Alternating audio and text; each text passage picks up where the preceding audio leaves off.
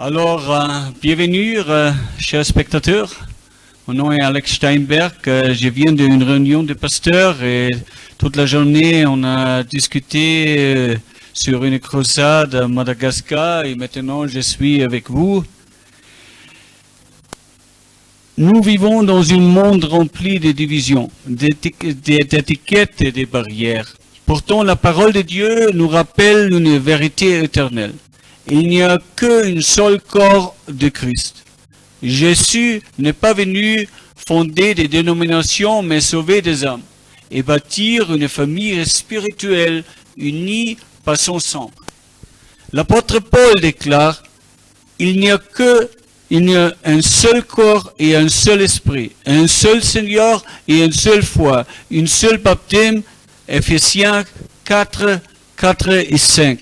Aujourd'hui, nous allons méditer sur ce que signifie réellement être membre du corps de Christ au-delà des murs, des traditions et des différences afin de marcher ensemble dans l'amour et dans la mission que Jésus nous a confiée. Premièrement, il n'y a qu'un seul corps de Christ. Chaque croyant qui reçoit Jésus-Christ comme Seigneur et Sauveur est membre du même corps spirituel. Ephésiens 4, 4 à 6. Il y a un seul corps et un seul esprit, un seul Seigneur et une seule foi, et un seul baptême et un seul Dieu et Père de tous. 1 Corinthiens 12, 12 à 13. Car comme le corps est un et à plusieurs membres, nous avons tous été baptisés dans un seul esprit pour former un seul corps. Romains 12, 5. Ainsi, nous qui sommes plusieurs, nous formons un seul corps en Christ. Et nous sommes tous membres les uns des autres. Colossiens 1, 18. Il y a la tête, Jésus, du corps de l'Église. Application, peu importe nos origines, nos cultures, nous sommes unis en Christ. Et cette unité est spirituelle, non institutionnelle. Action recommandée alors. Priez régalement pour les chrétiens des autres églises et nations. Cherchez à collaborer avec des croyants des autres dénominations dans des projets communs. Par exemple, l'évangélisation, aide sociale, etc. Refusez toute parole ou attitude qui divise le corps de Christ.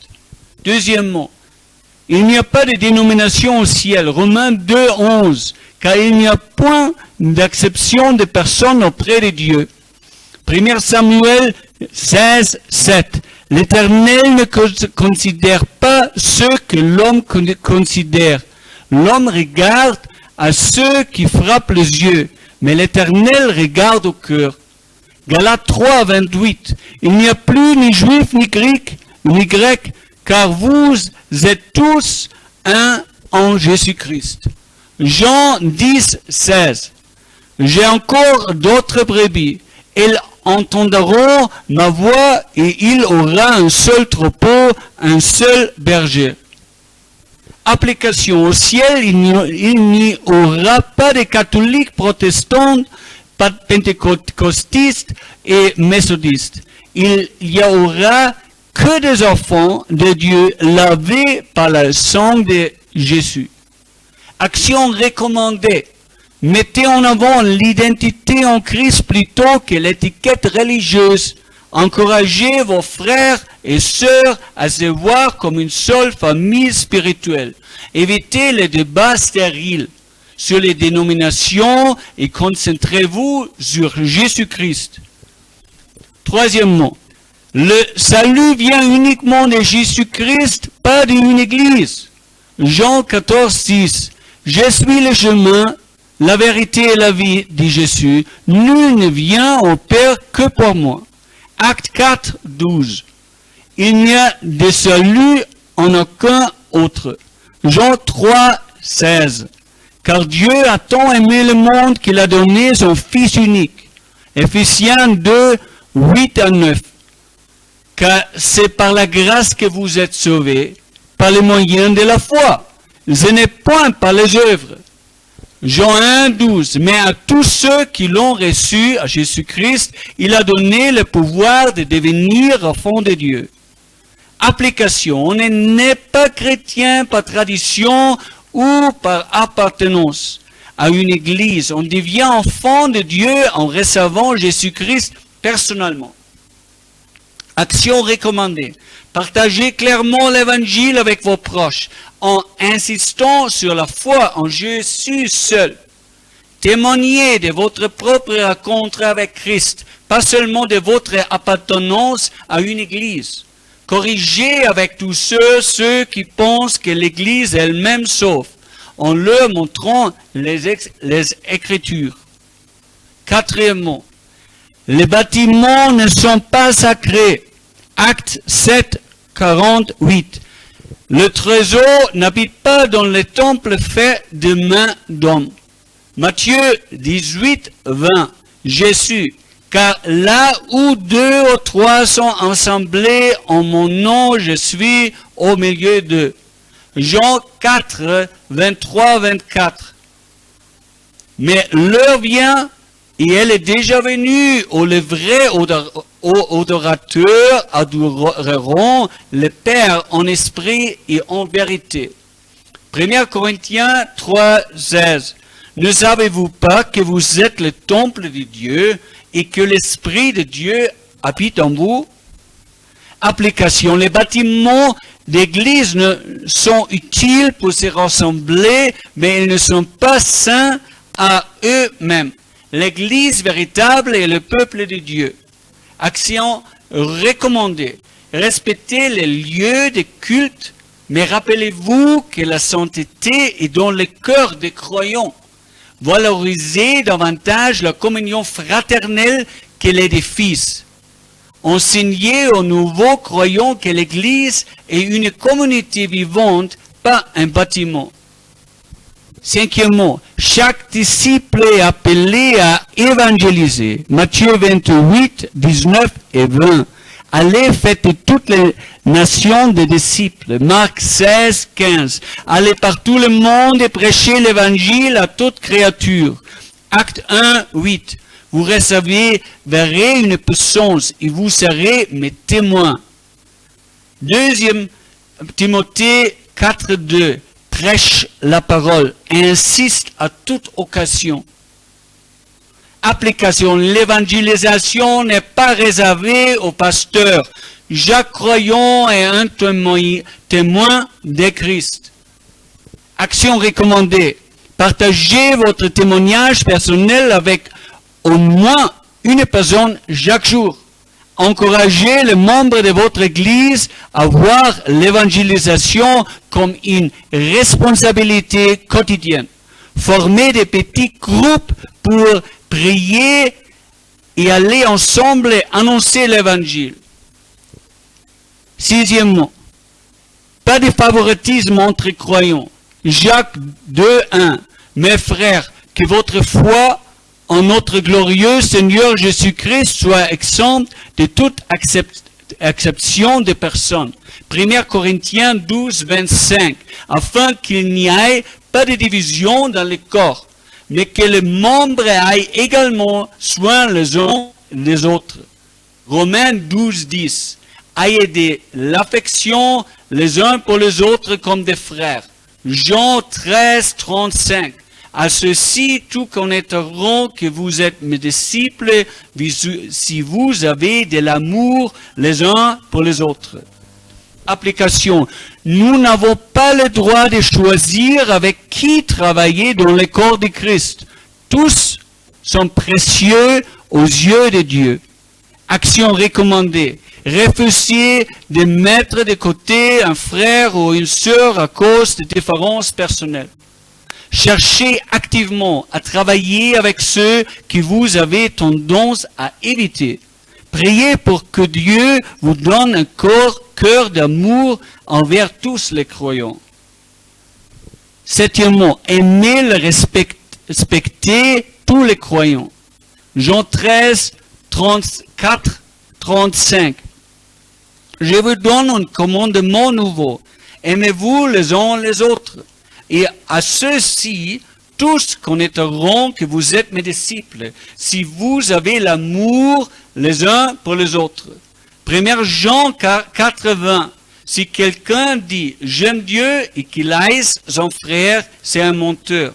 Romains 12:10. Ayez de l'affection les uns pour les autres comme des frères. Colossiens 3:14. Mais par-dessus toutes ces choses, revêtez-vous de la charité qui est le lien de la perfection. Application. Refusez d'aimer un frère ou une sœur, c'est péché contre Dieu lui-même. Action recommandée. Priez pour les croyants avec qui vous avez des difficultés relationnelles. Montrez activement du respect et de l'amour même envers ceux qui vous blessent. Enseignez aux jeunes croyants que l'amour fraternel est une preuve de la vraie foi. Huitièmement, diversité de dons et culture. 1 Corinthiens 12, 4 à 6. Il y a diversité de dons, mais le même esprit. Romains 12, 6. Nous avons des dons différents selon la grâce qui nous a été accordée. Application. Critiquer un frère pour sa différence, c'est critiquer Dieu qui l'a créé. Action recommandée, valoriser les talents et cultures des autres croyants. Encourager chacun à servir Dieu avec ses dons uniques. Refuser les discriminations basées sur l'ethnie, la langue ou les capacités. Neuvièmement, urgence d'évangélisation. Matthieu 7, 13 et 14. Large est la porte qui mène à la perdition. 2 Corinthiens 5, 20. Nous faisons donc les fonctions d'ambassadeurs pour Christ. Application. La majorité des hommes n'a pas reçu Christ. Nous avons un mandat urgent et absolu de partager l'évangile. Action recommandée, fixez-vous un objectif personnel d'évangélisation chaque semaine. Organisez des sorties d'évangélisation en groupe. Rappelez constamment à l'Église que l'urgence est réelle. Les âmes sont perdues sans Christ. Dixièmement, pas de luxe pour divertir. 1 Corinthiens 2, 2. Car je n'ai pas eu la pensée de savoir autre chose parmi vous, sinon Jésus-Christ et Jésus-Christ crucifié. 2 Timothée 4, 2. Prêche la parole, insiste en toute occasion, favorable ou non. Acte 20, 24. Mais je ne fais pour moi-même aucun cas de ma vie pour annoncer l'évangile de la grâce de Dieu. 1 Corinthiens 9, 16. Malheur à moi si je n'annonce pas l'évangile. Application. L'évangile n'est pas un lieu de divertissement ou de spectacle. Notre mission est de proclamer Christ et de préparer les croyants à vivre l'évangile. Action recommandée, centrez vos réunions sur la parole et la prière, pas sur l'amusement. Évaluez chaque activité d'église, sert-elle à annoncer Christ ou à distraire? Encouragez les membres à investir leur temps dans l'évangélisation plutôt que dans des événements superficiels.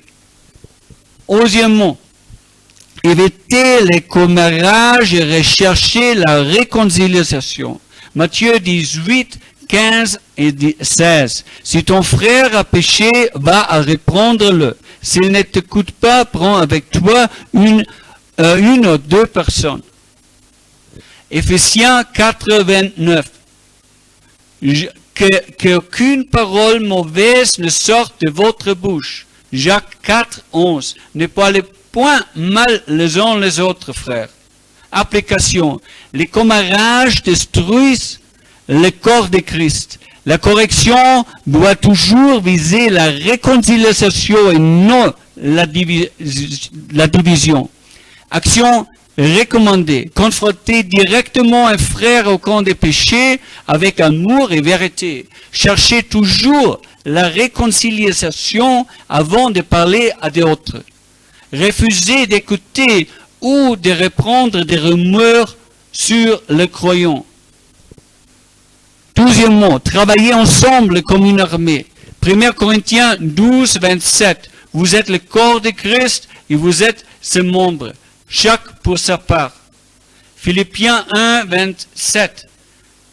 Combattez ensemble d'une même âme pour la foi de l'Évangile. 2 Timothée 2, 3. Souffrez avec moi comme un bon soldat de Jésus-Christ. Application. Comme une armée, nous avons des rôles différents, mais une mission commune. Gagner des âmes pour Christ. Action recommandée. Travailler en unité avec les autres croyants, même si leurs rôles sont différents. Voyez chaque ministère comme une partie d'une mission commune, pas comme une compétition. 13e. Peu importe l'église où vont les nouveaux convertis. 1 Corinthiens 3, 6 à 7. J'ai planté, Apollo a arrosé, mais Dieu a fait croître. Jean 4, 36. Celui qui me soigne reçoit un salaire, afin que celui qui sème et celui qui moissonne se réjouissent ensemble. 2 Corinthiens 5, 10. Car il nous faut tout comparaître devant le tribunal de Dieu. Application. Si une personne que vous avez gagnée au Christ rejoint une autre église, cela n'a pas d'importance. Nous baptisons le corps de Christ et Dieu est juste pour récompenser chacun. Action recommandée. Encouragez les nouveaux convertis à s'intégrer dans une communauté biblique, même si ce n'est pas votre église. Rappelez-vous que votre rôle est de s'aimer et d'arroser, mais que Dieu donne la croissance.